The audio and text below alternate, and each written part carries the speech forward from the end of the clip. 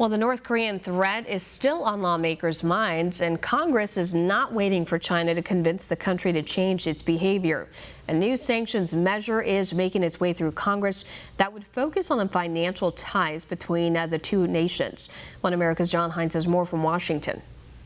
Congress has begun the process of tightening the financial noose on North Korea, with a House-approved measure now awaiting action in the Senate that would halt money from flowing into North Korea, particularly from China. Most people think of trade sanctions or sanctions as trade sanctions, and since the U.S. doesn't trade with North Korea, they think there's nothing sanctions can do. These are actually sort of smart sanctions or targeted financial measures. And those targeted financial measures contained in the legislation involve cracking down on Chinese banks and their American counterparts, says Bruce Lingner of the Heritage Foundation. North Korea's transactions and those of China, which are violating U.S. law, they're going through U.S.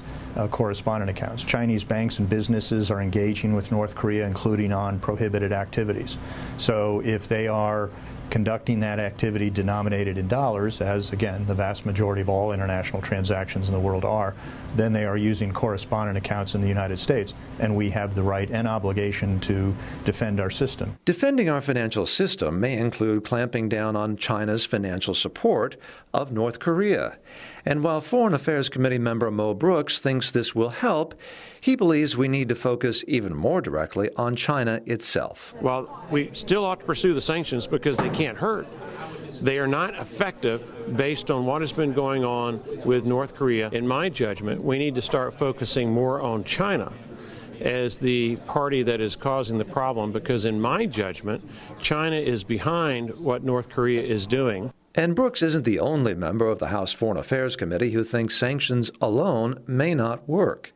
Another is North Carolina Congressman Mark Meadows. It's only a part of the answer, and obviously Secretary Tillerson and the administration is doing a good job of engaging China and other partners in the region. The new sanctions would also limit North Korea's use of international ports.